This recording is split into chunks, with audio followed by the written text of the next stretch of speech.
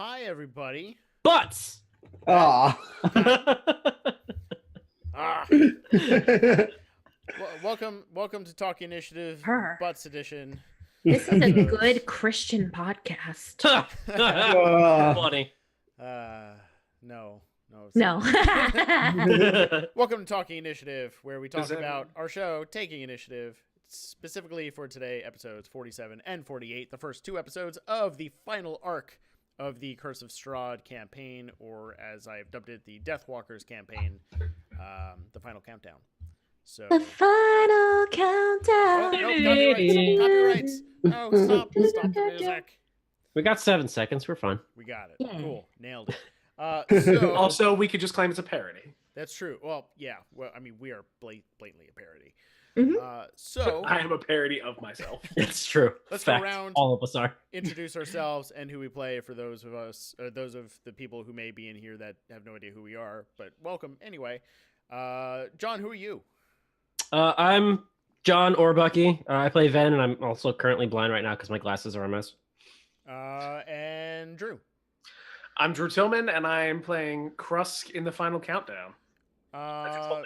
That's really accurate. Morgan, We're all different members of Europe. Morgan, who are you? I'm Morgan, and I play Charlotte. And Nick. Hi, I'm Nick, and I play Kent Brickwood of the East Farthing Brickwoods. Not those filthy West Farthings. Don't bring them up in my company. All right, we don't talk about them anymore. Quick side note, imagine if someone started a stream and then just halfway through was like, let me tell you about our Lord and Savior. Let's take a quick break. Now that we've drawn you in with great D&D, let's... Let me tell you about God. And I am Josh Perault. I am the DM of this current campaign, which will be coming to a close pretty soon. We're getting to the end bits here. But before we get to that, we need to go through a whole bunch of bullshit first. Putting it lightly. Hopefully you guys have listened to the last two episodes. If not, you have a recollection of what happened. So, John, since you've been helping me edit these episodes, why don't we start off with you, with what happened with episode 47? What happened? So 47 was when we first walked into the castle, correct? Yes, it was the start So, yeah. of the final countdown arc. So we walked into the castle, and we were met with Rahadin, Mm-hmm. which people had difficulty pronouncing his name throughout the entire rest of the campaign. To be fair, I don't know if I pronounce it right, so it just is what it is. No, I So we got met called out. I got called out for calling the wrong So we met thing. Rawhide, and then Because we didn't care about him. we met Rawhide, and then Morgan desperately wanted to take a long rest because she used her what was her 5th level spell slot to cast Greater Restoration on Kent and heal him from the witchy mumbo jumbo. I really appreciate it. And then we decided, hey, let's go in this area. And then we saw Strahd, or what we thought was Strahd, and he was playing an organ, which is the most cliche shit ever. And both Krusk and Charlotte were fucking sighing the whole way down. So then after we found out that it was a spooky specter and went woo and disappeared, we were left alone. Then we were like, hey, this place seems nice. Let's take a rest. And then we started to, and then we met some trouble with some whites, right? They came up and were like, hey, we're going to... There was Greg and Steve. Yes, Charles. Perry. And it's just, it was the worst. A bunch of white guys. I mean, like, you want an IPA? Yeah, so that happened. We killed the hipsters and then we were like, all right, let's find a better spot. We poked around the piano for a while and then found out it was a secret door. We went inside and then decided to take a long rest in a small little room. And I believe that was the episode, right? There was a little bit more. Ended somewhere else. Drew, do you remember what happened after that? Oh, yep. No, I remember. Actually, I don't remember what happened. It's been a while since I heard this one. Morgan, do you remember? Nick? Anybody? At the end of 47? Yes. Oh, wait. Is that the one where we ended in the bone room? Uh-huh. Yeah. Yes. Yeah. Okay. No, I remember where we ended in a bone room, and I was pretty sure I was just like, oh my god. Everybody Random Most plug. cliche. Brooklyn Nine-Nine coming back next month. Watch Yeah. that. Detective D. So I think at the time, like I had watched Brooklyn Nine-Nine and I think like maybe one other person on the podcast. So I was losing my mind. Yeah. They were like, Detective Diaz, I am your superior officer. So what I remember most about 50 or 47, I'm getting ahead of myself, 57, is that 57. yeah, we're not there I yet. don't even think we'll have 57. Oh wow. Kitty. Yes. I saw that in the corner behind. I thought it was a dog behind Josh, and I was like a big dog, and I was like, that's a weird spot. That's kitten. So bless both Josh and Bucky, because what I will say is that the most of that episode or that session could have been renamed Morgan verbally abuses the DM for a long rest. I was mad. I actually got mad both of those episodes for two entirely different reasons, but I was upset about not getting a long rest and was just so angry about it and whining about it the whole time until Josh was like, if I can take your long rest, stop whining about it. So yes, so that's what I remember most about. We were very sassy. We were also very scared. I think there was a lot of anxiety as we were going into that castle of not feeling quite prepared and not knowing what was coming. And in true Taking Initiative fashion, when we get scared, we get sassy. If there's a graphical representation of the relationship between sass and scared, is a complete direct line. Yep. The Venn diagram between scared and sass. Venn diagram. Am I just the outlier then? Because I feel like I'm sassy just constantly. So either I'm scared all the time or I'm a sassy asshole. Well, we're just learning more and more about you, Drew. Asshole. Yeah, I mean, we were kind of given free reign to go wherever we wanted, so we kind of thought Which, that was first of all, already a worst trap. Yeah. Don't give us free reign. Don't ever give a Thumbs up. D&D party free reign to go anywhere. Yeah. And I definitely used that in 48 to my advantage. Well, what happened in True. 48, Morgan, since you were just listening to the episode? I was just listening to 48. So in 48, we got out of the bone room where we met. We were still in the bone room when we met Cyrus, who is like an amalgamation of a bunch of horror experiments of Strahds, who Not basically necessarily took true, but yeah, You keep on going. You got this. Yeah. Sure. Yeah. So he told us that he wanted us to come upstairs, and we basically charmed him otherwise, that we were allowed to go wherever we wanted to. I rolled a 21 persuasion. I was doing fine. And then Van and Krusk went off the goddamn reservation, ruined my plans. And I thought I was over it until I was listening to the episode earlier today, and I was like, guess what? I'm still heated about it. Listen, I think good cop, bad cop, murder cop was the best for us to do. How could it possibly go wrong? A 21 persuasion roll went right down the toilet. So after that, we ran. Hold on, you don't know for a running fact after. that 21 would have gotten you anything. Because he could have just been super loyal, because that happens plenty. Sure, but maybe if he hadn't gone running off before us, I wouldn't have had to roll a perception check, gotten a nat 1, and stepped on that trap. So I'm sorry, we're getting ahead of ourselves. That's fair. Getting ahead of ourselves. So then we followed after Cyrus. I rolled a natural 1 on a perception check. We got triggered by a trap. We got shot up 170 some feet. Ended up in a room with a portrait and a murderous rug. Except for Ben and Ismark, they were left downstairs. Yes, Ben and Ismark were left down in the bone adjacent room. And it became Ven climbs some stairs, the real episode. Yep. Yes, yeah. It was like the Stairmaster. fight, cutaway. Cut. Jonathan Stairmaster instead of Buckmaster. Yeah. We defeated both Rug and destroyed Portrait. Yes. Yep. Yep. Sure did. And this is where I had to stop listening to the episode because we needed to get on and do tests. Well, what happened afterwards? Ven just showed Right. up and it was like, "Oh, That was what it. happened?" And then Yeah, I showed up and then everyone was like, hey, Let's go to what's up, sleep. Dave? Yeah. Oh, there's a dog here. the next episode is completely Oh. in my head because I just QC'd it, but we can't talk about that yet because no one knows what happens. Nope. Nope. I know. Yes, I do. Me too. So, is there anything in particular about those two episodes that anyone wanted to talk about or ask, or anything that haven't been brought up? I have something I want to talk about. Yes. Because I think I've just realized it between these two episodes and a couple other games I've played recently. I cannot stand monologuing of any sort.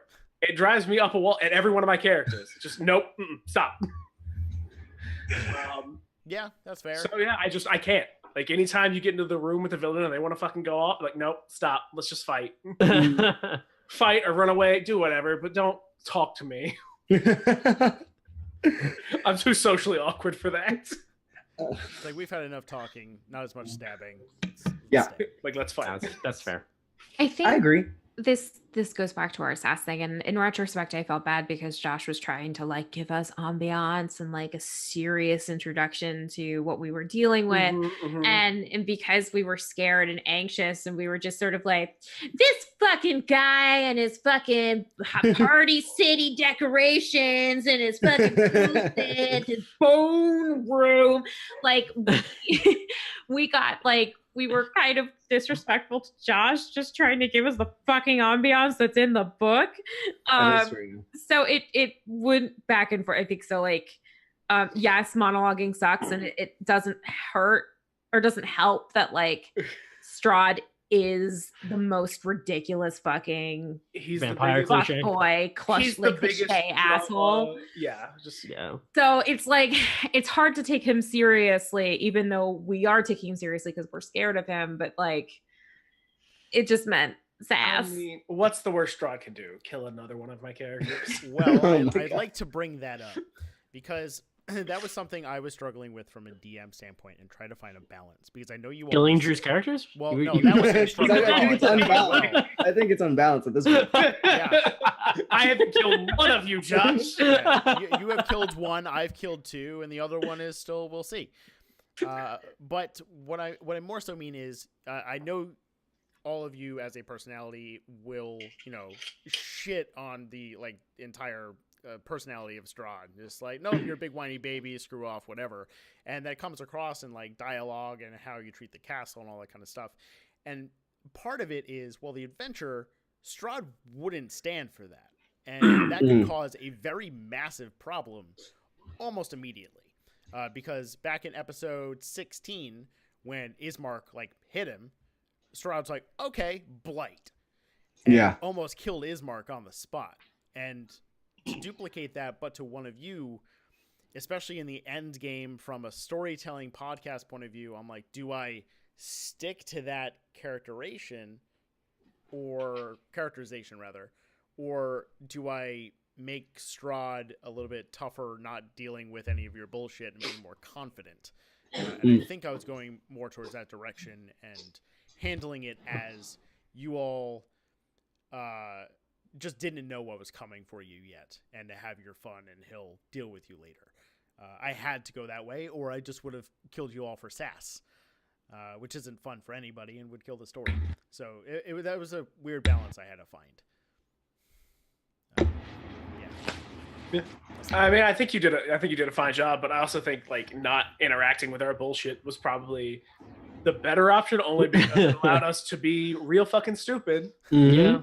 And Yeah, walk into things like the coffee maker shop. Well, I was told when someone doesn't say something nice to you, just ignore it and you move on. Because like him not reacting really gave us a false sense of confidence. Yeah, Yeah. that's true. It's true. And that bit us in the ass at one point. So, Josh, I had a question for you, actually. Yes. How far in advance did you know what Cyrus's voice was going to be? Back in episode 9. Because I did the stinger with Strahd. Oh, that's right. Oh, yeah. That's right. That was that character. So it's been a long, long time. But the end of House of Spoops had the stinger that introduced Zach Valenti as Strahd. But the side character that had like the limp going down the hallway was Cyrus, who I voiced all the way back then. So I think it was somewhere along the lines of like April 2017 maybe Damn. March. Damn. So when he was coming Okay. back, I'm like, I am waiting for this voice to come back because I practiced it over and over, especially if I was going to do that with Zach. Like, I needed to be on my game because Zach is always on his game. Yeah. Why do you ask? No, I was just curious because I was like, this is a ridiculous voice that we're hearing now. Yep. Both confused and intrigued at the same time.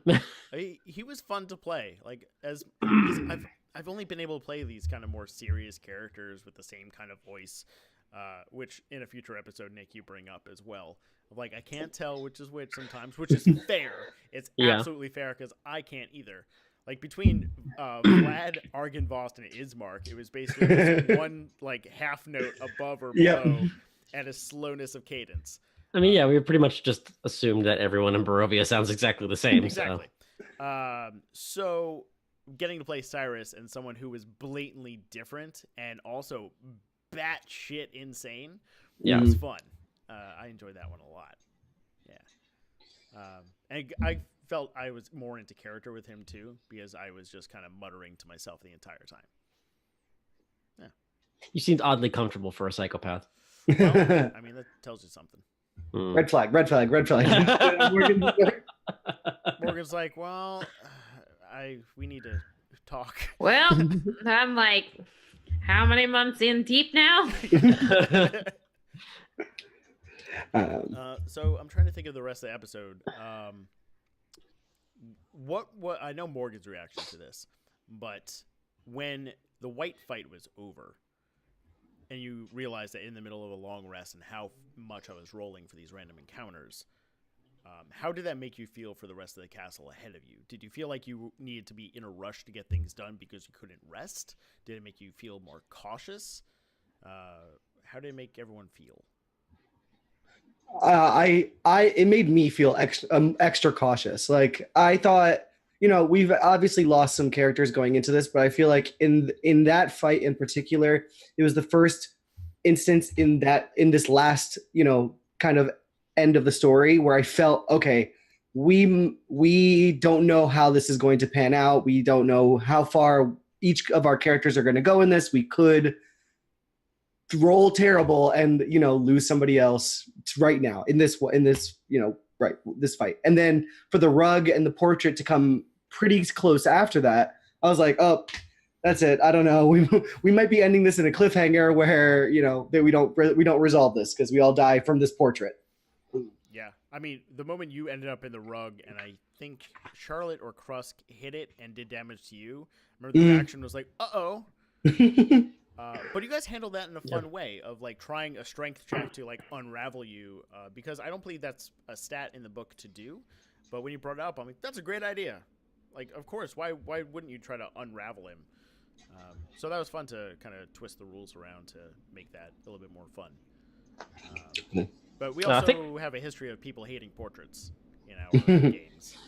That's true. Looking at Celeste for that one. Yeah.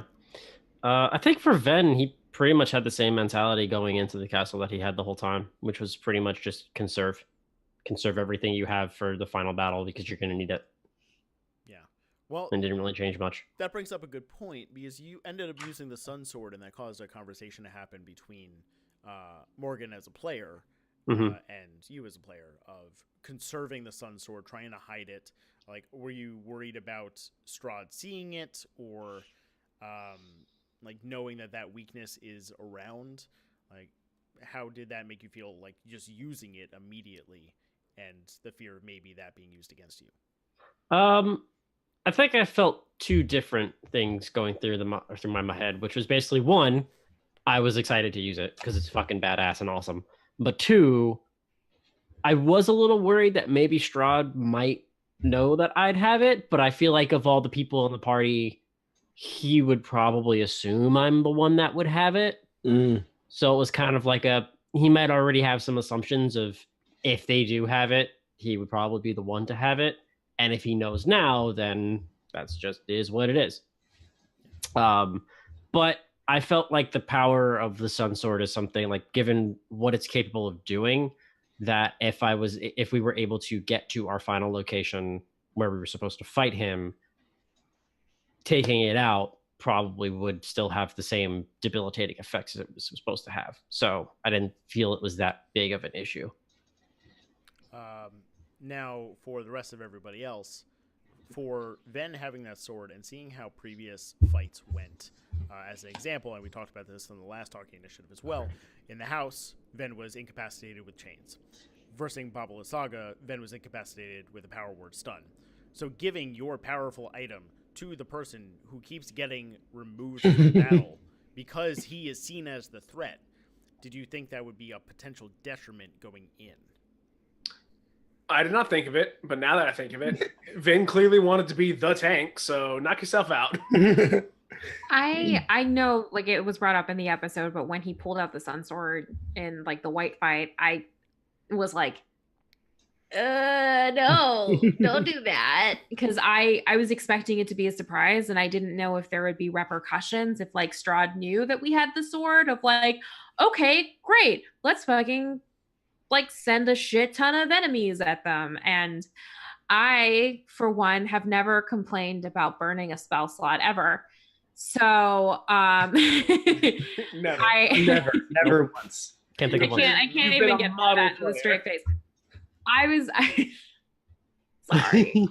I was really worried about running through my spells, and because I have had to heal so much and I've had to like do so much support, I was really scared of like having to try and take another long rest in the house, which I didn't think would go as well. Like, I think we kind of pushed our luck with one, and like another one would be a bad idea. So I was really worried about that, and kind of thought that having the sun sword was like something we were gonna keep kind of secret until the very end. So it was like, surprise, motherfucker. So I had a follow-up. I'm not quite sure the way to go about it. Nick, so this is for you. Don't throw to me, because I'm always trying to avoid spoilers when we do these talking initiatives. Well, this will not be a spoiler. This will be a place of mind. Too late, Nicholas. Here we go. In episode 47, in the last episode, 2 episodes ago, in the white fight, you mentioned when Ven was doing some really cool shit with that sun sword that you felt like underpowered and you didn't really have anything awesome, or you saw that he was leveling up in a cool way, but not really yourself, which we were like, what are you talking about? What made you feel that way that Ven was handling things, and have you thought of ways to, because I want to go over how John explains things while he does things in the game, but did you find a way to make yourself seem better or cooler with actions by doing particular things?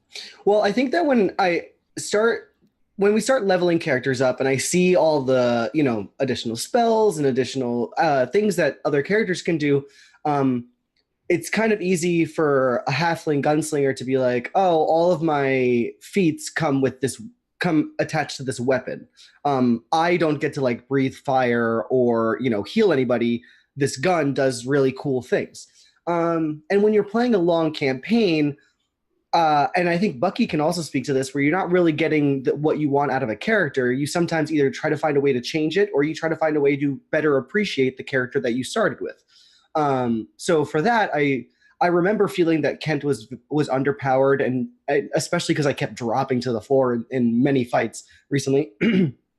But I think it just made me change the way I was thinking about playing Kent, and I was like, oh, I could actually do some really cool things to help. I might not be the tank who has the sun sword or can heal everybody, but I can really contribute to this fight, and just need to go about it in a different way. I won't be the person that's flying overhead, breathing fire on everybody. I'm going to be the guy who's, really contributing as many hits as he can from a range, and that's just the what happens when you pick the character to begin with. You don't really know how it's going to play out eventually, but I went back and forth a little bit on that one. The reason I brought that up was I'm playing a fighter and a barbarian now. I'm normally spellcasters, and with those kind of classes, you don't really get a lot of variety. But something like John does, and something that you did as Biter in like Hackenstones and Azakas, was the flavor text that is attached to what you do can make everything seem really cool. like as an example in that fight, John, I have to give a lot of props to you for it, was using the Sun Sword in really cool Jedi type ways of like, I'm going to put it against his skull and turn it on and just goes through. You could have just said, I attack with the Sun Sword, which is like, cool. It does some damage and it looked pretty awesome when you did it. But adding the flavor text and your own kind of words and expressions to things makes things seem better and seem bigger. Well, the reason I do that so often is because our game is not visual. We see each other's faces, and that's all we see. We don't have maps. We don't have anything else. Like, we have no visual cues. So by it being as descriptive as possible, it really invokes that theater of the mind mentality of giving everybody that mental image of what's happening. And even though obviously all of us will see things differently in our own minds, we still can relate together on it looking a specific way, and it will always look the coolest way we think it would look in our own heads. And it'll give us that like vivid image of like, okay, now I can see how this is being used. And it also makes sense because not everybody goes, oh, I attack, and they swing the sword the same way. They do different shit. Like Krusk would attack with fucking 2 swords, and he wouldn't do the same fucking, he wouldn't just go hacking. He would like duck on, weave under shit and like chop someone's leg off and then turn around and jump over a blade and do some cool shit somewhere else. Like that's how you fight. Side note, that is how Crust stands. That's it. Morgan, yes. 2 things. That's it.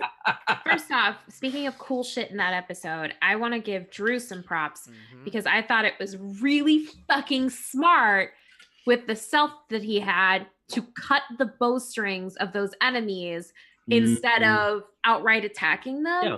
I thought that was super duper duper smart and very clever and like different, not an expected move. So I would give him super credit for that. Secondly, I would say for like Nick and Kent, I think it was a little different for I think Drew and I, because while Drew had been there the whole time, we were new characters, and we sort of, I think Drew and I had kind of accepted that like we're not getting an arc out of this. There's no time, which is why what you see is what you get with Charlotte. There's no like super dark, mysterious past. Like she is if who we she got is. an arc, we would have made everyone cry. Right. Or like, vomit. One of or the vomit, or a little bit of both. Yeah. That's why I'm glad both of those characters came up in Podcast of Waterdeep. We got more of that. History. We got more of them. But what I will say is that we launched into the final arc after an extremely heavy Ven development arc, where you got a lot of cool shit and you got some body changes, and there was a lot of like the story changed from like, okay, you're a bunch of Death Eaters, to this is Ven's purpose. So it that shift from like everybody's here for the party and the party is, this is their role and this is their duty. It really came to like, we're supporting Ven in his like soul purpose. SOUL as opposed to SOLE. So I feel like that could have also had an effect of like, fans got all this cool stuff, but it's just because like we've spent so much time developing Ven as a character and finding his purpose and his role in this. So, and I mean, Kent had his fair share of that too. No, definitely. For sure. With his whole arc of like, oh, let me learn how to use this gun, which is a fucking beast of a weapon. And I will agree with that, but also like, and for our audience as as memory wise, if this took a very long time to record, like this was recorded in like the episode that you're hearing now was recorded, I think, in January of last year. February or January. Beginning of the year, Yeah. So like when we're talking about like Kent's arc, I wasn't part of the podcast at all. Like it was like back in like summer or spring of last year when it was released. And that meant it was recorded way before. So like it felt so much longer ago than it was sort of in the story arc. Yeah. The one last thing, and I think we need to move on to questions because it's 8:31. Yeah. But what I liked with Ven's character was he did get that cooler aesthetic and like the merging and the talking, and it seemed like a lot of stuff there. But as Morgan mentioned in the episode, was Kent got a lot of that character growth from top to bottom of the show. Totally. And had some really awesome moments throughout, but it was not really about the action coolness at some times. Even though he was like supposed to be the cool guy with the hat and the gun, it was about who he was and who he became by the end of this. Totally. Which, I mean, last couple episodes are still coming out, so we'll see how it goes for Kate. Yeah, I think the only complaints I had were very internal. It was my inability to think of new ways to utilize the skills that Kent had. And so once I kind of reframed it, and I was like, no, there is stuff that I can do. All of that went away, and I still love Kent to this day. I miss him so much. I mean, that's what I love with your Biter and Chirp stuff was you took those one-shot characters or even, what the hell was the old man's name from Wild? Oh, Felix? Felix, holy Jesus. Yeah, that character was just so goddamn funny. But you bring these huge elements of, like, for each character in, and, you know, they're not all action heavy. Some are just, you know, humor or character, that kind of thing, which is very important to have. I would say one of the most wonderful things about playing with Nick is that he brings so much life to every character that he plays. Like they feel so fun, and even if they're like a silly old man character, like there's something really fun and lively about them. So you feel like you can interact with them. They feel they're really just good characters, which is why Nick's such a joy to play with. Nick is definitely the life of our party. Yes. No. Also, And just coming from an acting standpoint, so you also give us a lot to work with. So like that's also true. you are our yes and, so it's more along the lines of like we'll say something and Nick will be like, yeah, and also this, and we'll be like, oh buddy, you just opened up a whole can of worms. Who would like to see Milton and Felix at the same time? Oh, Milton. jeez. Milton is coming to sell his Miltons. Who are you, Miltons? That would be great. Wait, what? Didn't I get my knee broken by a goat or something? You got nudged by a sheep, and it was like, oh, it broke my knee. It broke my legs. Oh. I was like, do you want to roll for that? No, they broke. Nope. They broke. Also, I just want to say, you guys just walked away from that in just the most weird fashion. Oh, so good. It was like that entire thing was like a fucking when you want to have to sneeze and you can't, like, you don't sneeze. That's what that whole game was, because at the end it was just like, wait a minute, we're not getting paid for this. Fucking, we're out. Yeah, I mean that ended up being. Sorry guys, we stopped talking about the main arc now. We're just talking about bonus content. But anyway, yeah, you should go listen. Look up the Wild Sheep Chase. That's great. Go watch me run a game that turns out to be a sneeze never snuzz. Sneeze never snuzz. That's really good phrasing. You can have that. All right, John, you want to pull up that document and pick your Sure, I got it open right here. I'll read this one because this first part is topical to me playing Smash Bros. And playing a lot of Richter Belmont. Josh, how many Castlevania references can we expect to see in Strahd's Castle? Oh, I don't think I made any. You've let us down. Yeah. You failed this podcast. No mysterious wall chicken, which is sad. Maybe one. Shame. I may have made one, but I'm also thinking back to when we used to do our YouTube days and I recorded Super Castlevania 4 with Zarkone, and it's the amount of just inner jokes there is bleeding into podcast world. I don't know which was which. So follow-up question to that. This is also from Kintaro TPC on Discord. Cool. Second question, follow-up for that, Josh. What are you most proud of so far in your running of Curse of Strahd?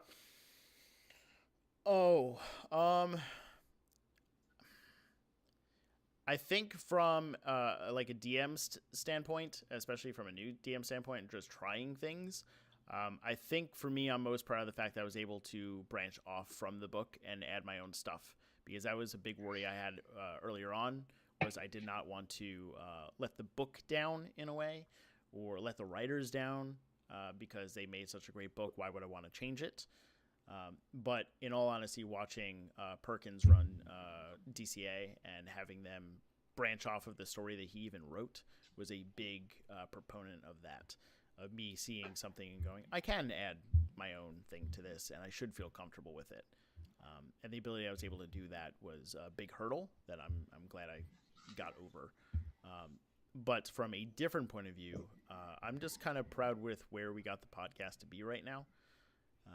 It started off as just a module-based podcast, and we're pretty low. And after some really lucky things and some hardcore fans and a lot of hard work from the lot of us, I'm really happy with where we are and where we're continuing to grow to.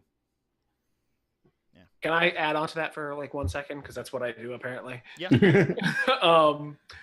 If I had thought about it, I would have pushed all three, like Josh, Bucky, and myself, to pretty much just harass Denny Sexbang to let us choose just the music from that fucking song. I can't think of the actual name of it. Bucky, what's the name of that song? Fucking. I can't think of the fucking name. Hold on, I'll find it. Yes. What's the song about? The one's like it's the one where Belmont Simon Belmont goes into Dracula's castle. Yes, and wrecks shit. yes. It's We don't need the lyrics. We just need the music. Yes, the Starbucks song. Ever feel Simon Belmont was here? Yeah. That's all. We just need that. Like I would have pushed just very hard to get that. Just the music. Oh, that was Starbomb actually. Yeah, Starbomb. Oh, Starbomb. Yeah, you're right. Yep. While John looks that up, So we could have harassed the Grumps. Hold on, I got it. Okay. They're both there. Wait, was it in the first album? This is great radio. that's fine. While John is looking that up, Crashervania. There it is. Okay. So as a return question to Drew, also from Kintaro, TPC, I suspect that the idea of having your character die doesn't frighten you in the slightest anymore. What is something that could happen to your character that does worry you? Awkward flirting. Not flirting. Awkward flirting. I don't want to awkwardly flirt with anybody, even in real life. I was about to say I flirted with you a lot. It wasn't awkward though. It's awkward flirting I don't want to deal with, because that's just like, what do I do with this? What do you want me to do with that? You've come over here and you're like, look at this thing, and I don't know. What do you want? By the way, very quickly, I've been talking to Adam and Joel for reasons that I will not say yet. But we were talking about going through Strahd's castle and not using maps except for one room because I just had to, like the old school way. And Adam thoroughly appreciates the fact, Drew, that you were drawing out a map like the old days. Yeah, Adam, I'm going to insult Drew Tillman's name on my podcast. Actually, though, I have that map, and when we finish this arc, because there are some spoilers in it, I will post pictures of it, or someone will post pictures of it somewhere. Yeah, you still have your dick hallway somewhere, right?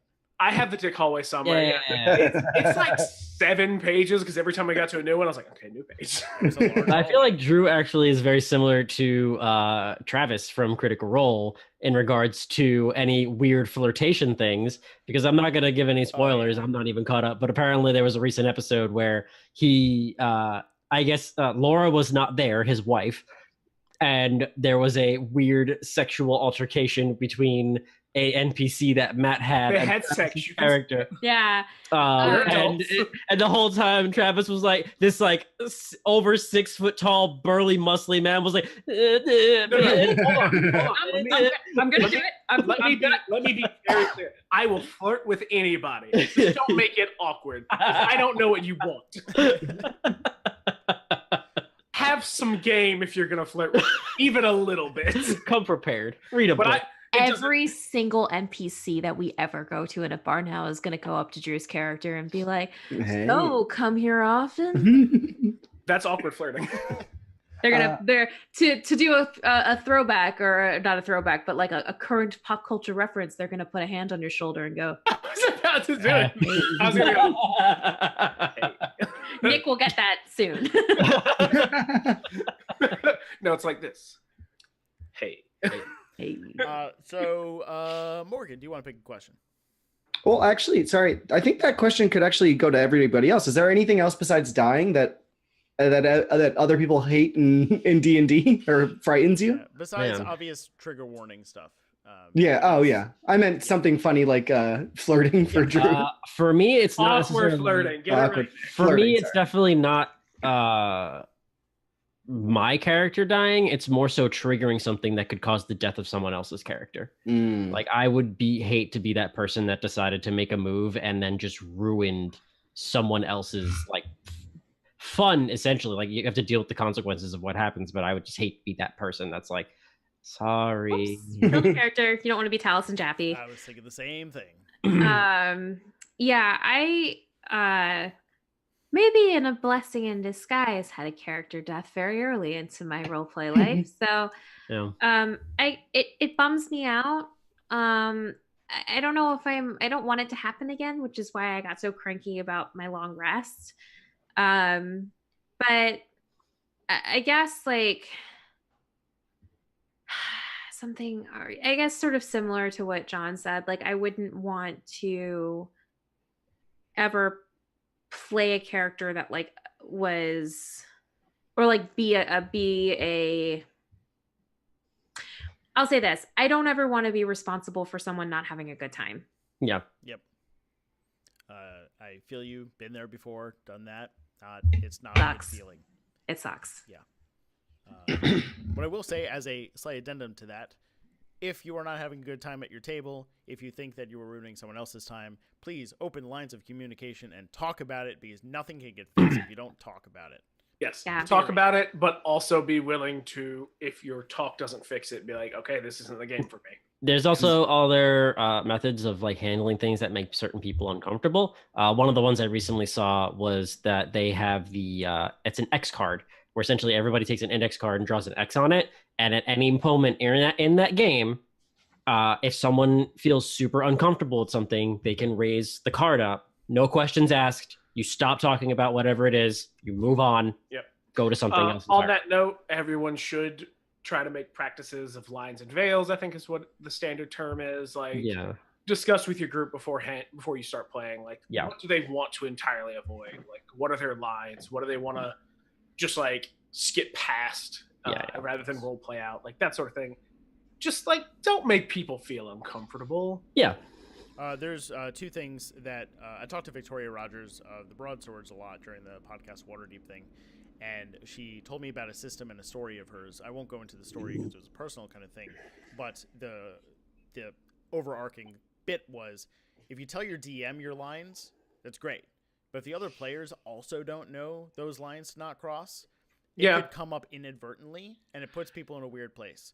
It should be a session one, like before, like everyone at the table, let's talk about it. And if someone is uncomfortable saying it out loud, they tell their DM, and their DM then is the responsible one to go, when it hits that line, go, nope, stop. Yep. Stop. So that goes into the other segment, which was instead of an X card, because sometimes, people can still be into it because of just a subject manner, and they can try. It's a stoplight system. So if you say yellow light, that means caution. Off of Popular slow down a bit. Yes, but if it's a red light, you just stop, you back out, you go do something else. Period. Yep. You do not ask questions. That is it. But whatever way works for your table, just make sure you have one, because again, I've gone through it before. It's not fun. You feel terrible, and you don't want to go through that. Yep.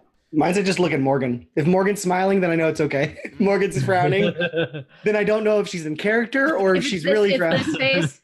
Like, that's my yellow light face of like, I'm waiting. And then there's the eyes bulge. Yeah, that one. Yeah, there it is. All right. So going back to questions, though that was a very important branch off, so I'm glad we had that.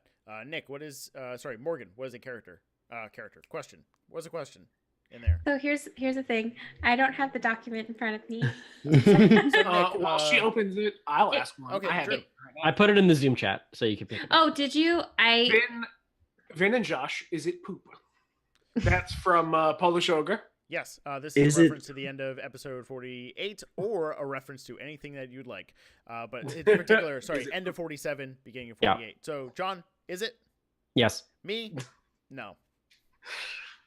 Then I can't trust you, okay? I need to listen back to the end of I see something that happens and I'm like, Josh, Bucky, is that poop? One of you's gonna say yes, one of you's gonna say no, and I don't know what to do with it. No, Nick, it was when we went to the bone room, he mentioned that there was some awkward dark brown stains on the table, and I was like, poop. Is it poop? That entire conversation was really pared down. It was a lot of, as I was describing the room, it was Drew and Morgan going back and forth, laughing their asses off at the description. John, like, is it poop? Is it poop? Is it poop? Okay, well, let's be fair. This module was written in what, like 70 something? The original, yeah. Yeah, like the original one. And it was originally written by like Margaret Weiss and Tracy Hickman, if I Yes. remember, like the Dragonlance. They have a weird way of describing stuff. It's the 70s, and it's these two authors that I've read, and they have an interesting way of describing things. It's nothing but rife with parody. Like, you can't blame Morgan and not me. Well, yeah, those writers also were the consultant writers for this module, so they were definitely part of this the second time around, or at least one of them was. I don't quite remember which one. But yeah, that's my answer to that. Also, you can't say things that are, you know, possible sexual innuendos in front of me and not expect me to laugh. I mean, that is true for all of us. That's just a terrible idea to begin with. Yeah. Yeah, we take initiative with those quite well. I've also finished 2 bottles of whiskey, so I'm getting real loopy over here. Yay! It's gonna be a good recording session. We're excited. Nick's like, let me get the tequila. I've got a little bit left of double black, so we'll see how tonight goes. I'm gonna be drinking coffee because my bedtime is approximately 10:05. And like I once valiantly tried the other night. I was like, I think I'm gonna try and stay up. And then I was like, no, I gotta go to sleep. And I turned to Josh and I was like, what time is it? He was like, yeah, it's 10:12. So Morgan, you have the document open now? I don't, because Bucky lied. He didn't put the link. In the Zoom chat before. It's in the Zoom chat. Oh, okay. Oh, I Zoom. think she hopped in after I did it, so I'll put it in. Yes. But are they in the Talking Initiative questions in Discord? Can I use one of those? Yeah, that's the same document. Yeah. Oh, okay. So, wow, some Polish, you can't just ask what happens after Strahd potentially falls. That's a spoiler, my dude. You have to wait. Like everybody else. Okay. So my question is going to be, this is from C-Tate, what would each character's walk-on music be? Like in wrestling or like your intro music? Does anyone have an answer already? No. No. Oh man, walk-on music. Let's see. I feel like there's 2 answers already here, and it's the man comes around for Nick. Nick already has okay. Yeah. Yep. And behind blue eyes for Ven. So then I it's would just like to say for the party. Get that Benny Hill music out of here. We're the best party ever. Yeah. Vin, you already have your answer. So it's Roz, Charlotte, Crust, Ferguson, Abraham, and Mikhail. You 2 didn't die. This is your own fault. You don't get to pick another one. Damn it.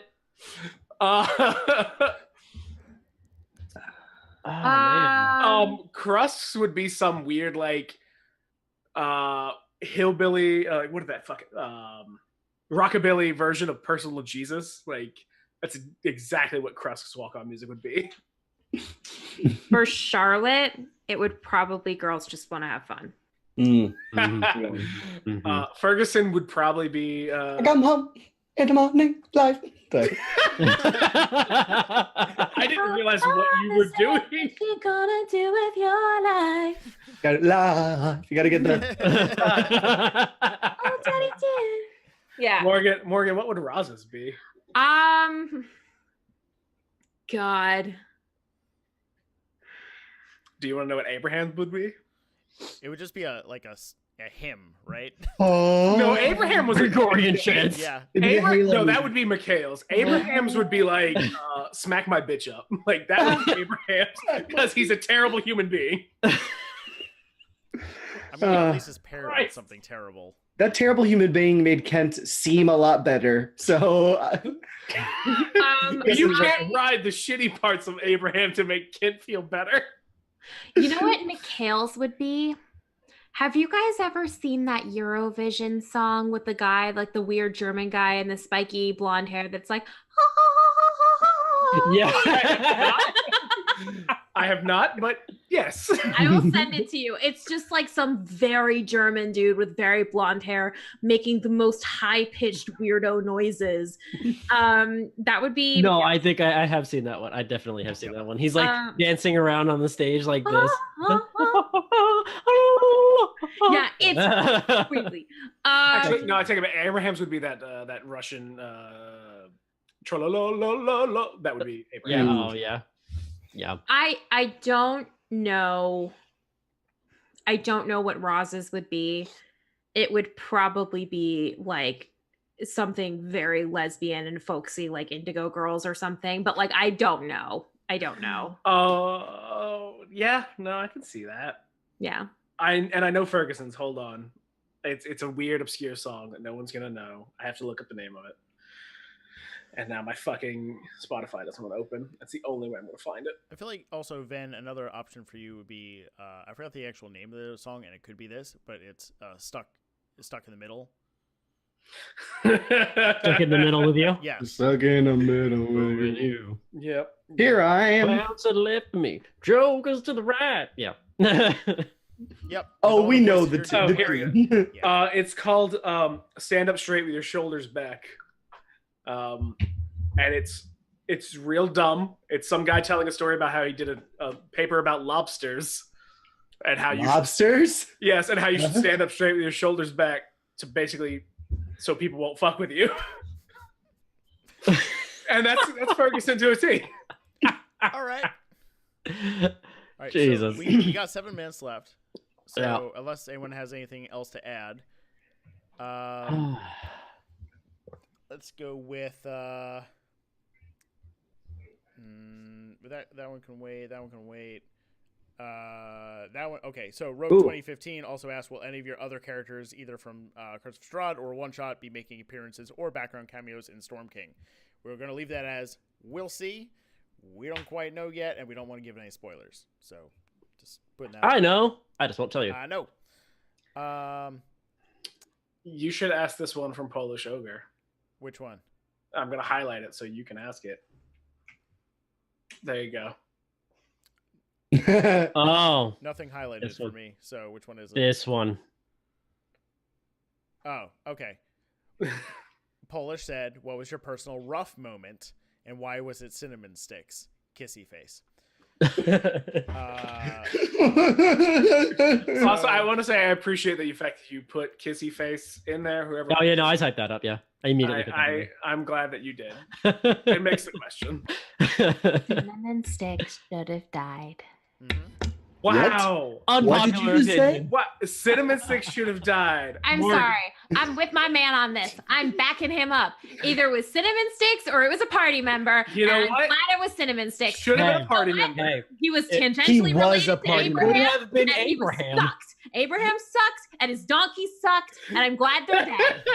Okay, Donkey Cinnamon never Sticks did was anything. basically like the only dog we had. And No, Josh Kent is like the only dog we had.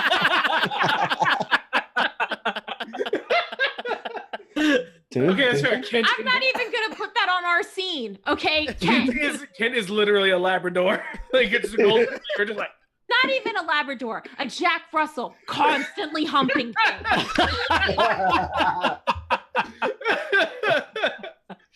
All right. Well, what was your personal rough moment then? If it's not cinnamon sticks, what was It was Roz, who I loved. You put so much work into her. fair? Yeah. One episode. Everyone's gonna have a first character death, Morgan. That was it. That was the thing. Yeah. Speaking of this, Polish. I really like Polish that you keep bringing up cinnamon sticks when we've had 3 character player deaths. Like those mean nothing to you. He doesn't care about the characters. He only cares about cinnamon sticks. I was talking to Colin from Left Trigger Right Trigger last night at the podcast meetup, and he brought this. All right, name dropper. Okay, calm down. Give Colin his credit here of bringing this up. He was like, "I get why you did what you did with cinnamon sticks, but I still can't forget it. Like Yeah, I it's a forgive, understand, forget thing. but still, I'm mad at you." Yeah. I was like, thanks, Colin. Appreciate that. Yes, Colin, wherever you are, thank you for agreeing with the rest of us. Personal rough moment. Obviously, Roz dying. John, what was yours? God. Fuck. I have no idea. Ven didn't really have any personal rough moments other than like, I mean, he had like weird. No, shit this isn't Vin's. This is Oh, like me as a person. This is yours. What did I have the hardest difficulty with? I mean, I guess I would also be when that awakening of Ferguson Roz dying and being like, oh wait, we're not that powerful. We're not as strong as we thought we were. We've done all this cool shit, and that realization of like, wait, now you fucked up. yeah. Shit's getting real, and ugh. Yeah, but as I've said in previous talking initiatives, Ferguson would have gone in that room anyway. Like, it doesn't matter. Like, Ferguson was going to die that night, no matter what. Whether he was going to do it though or not, it can still be a rough moment on you. Okay, that's fair. I just meant like Ferguson would have been in that room. He would have. It would have played out the same, just with possibly no Roz's death. Yeah, 34 was my. I don't know though, because it's not within Roz's character to let anybody go off on their own in that way. So I feel like if we could go back now and redo it, there'd be some different decisions we'd make. Well, it would have been we'd have the wrong information now, Bucky. It wouldn't count. Well, yeah, just saying. Yeah, it'd be like, can we go back and not, do something else stupid? I don't have a good example right now. No. That's the main one. I mean, 34 was my personal rough moment. One, blatantly killing two characters as a newer DM is not great, especially one who was pretty damn new to the game, and one of my newer friends at the time. Thankfully, we weren't dating at that point in time because it would be a very, very sad time. Whoops. Yeah, but yeah, that would have been mine. Still is. And Nick. Well, I don't want to keep going with that Ferguson and Roz moment, so I'm going to say the Mikhail death at the beginning. Before that, I didn't realize how sad and dark D&D could get. I mean, this is my first long campaign, so before then, just like, oh, Nick passed out because he wasn't available to record that day, and we're banging people into doors, and I'm trying to get into a dumbwaiter. But then, with the whole like end of the murder house, I was like, oh, there's some heavy stuff in D&D. It's not always just like a game. I mean, it is a game and storytelling at the end of it, but it can get dark. And then after that, you guys just kept telling more and more like, oh, you thought that was bad? I mean, I did. And you kept telling other stories. And I was like, oh, okay. All right. So that was a rough moment for me. To be fair, to balance that out, it doesn't always have to be dark. It can be, fun and family friendly. Like Fate and the Fablemans, as example, is a family friendly podcast. They don't really dip into the Wild Sheep Chase. Wild Sheep Chase was totally to toot our own horns. Yeah, that was not dark in any way. I broke a knee. That was on you. You literally went, the sheep nudges me and I break a knee. It wasn't me. You did it to yourself. I like inconveniencing my own characters. I like them to be hurt, and it's just funny. So yeah, to full circle with that, if you're also feeling that the campaign you're going to is too dark and not really your type of game, bring that up as well, because how dark things can get can cause it not to be a great experience either. I know Morgan, we talked about this beforehand, Morgan's not the biggest horror person at all, at all. So hopping into this is definitely a part from the norm. So I wanted to make sure that after every game, everyone was okay, everyone was fine. We definitely talked a lot after each session just to make sure that, everything was kosher. So remember to talk about your feelings with the game. And if you can't, talk to the DM at the very least. We are at 9:01. We have a second campaign to continue recording tonight. So we have to go. Get Hannah in this bitch. Get Hannah in this bitch. So before we start our outros, I would like to apologize to Germans. It was not a weirdo German who did that song. It was in fact a weirdo Russian. So wait, are we thinking about the same song? We'll play it afterward. I think we're thinking about the same song. Yeah. Okay. So Yeah, there you go. John, would you like to outro yourself, please? I'm John /Bucky. I play Ven. And you can find me on Twitter at Bucky_Masters. Drew. I'm Drew Tillman, and you can find me on Not That Drew on Twitter, which you should follow because I do a bunch of weird random shit, and that's where you can find out what I'm doing. Morgan. Hi, I'm Morgan, and you can find me in 2 places on Twitter, actually. You can find me at Thistle Raven, which is just the words thistle and raven smushed together, and you will find all nerdy D&D related stuff there. And if you want to hear me talk about New York politics or politics in general, you can follow my real people, big person Twitter, which is Morgan E. Conroy at Twitter, and you can hear me talk about that. Great job with the midterms, everybody. I can't remember if we did a talking initiative after that, but yeah, good job, everybody. I won't hassle you about voting for another at least 2 months. Although if you're in New York, you should check into the public advocate race because that's going to be a thing and you should pay attention to it. Nick. I'm Nick. I play Kent Brickwood of the East Founding Brickwoods. You can find me on all socials at Nico Figs and at KOFIGS. And I am Josh Perault. You can find me on Twitter at Xyroxis the Beard. That's at XIROXIS the Beard. You can find Taking Initiative on Twitter at TI_pod. Feel free to join us in our Discord as well. We have a lot of chats in there where all the questions kind of file in, and we've made that's right, I'm going to rephrase that. We didn't make anything.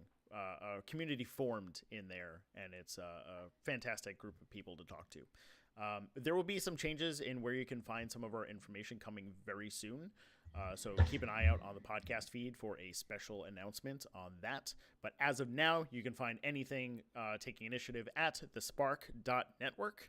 And you can see all the other lovely shows on the network, like Nerds on a Roll, The Lucky Die, and Couch for It up on there as well.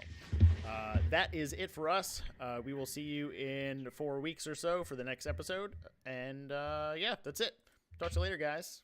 Bye. Bye. Bye.